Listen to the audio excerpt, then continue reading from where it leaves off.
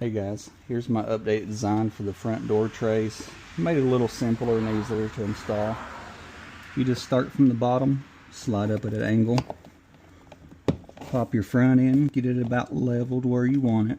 And it shouldn't go nowhere, but for added protection, I include this little block and alcohol pad. So just come down here, clean your surface.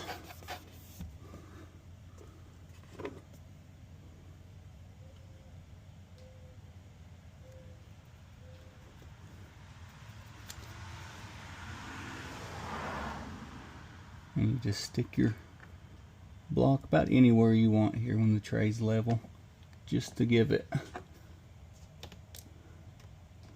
that extra support.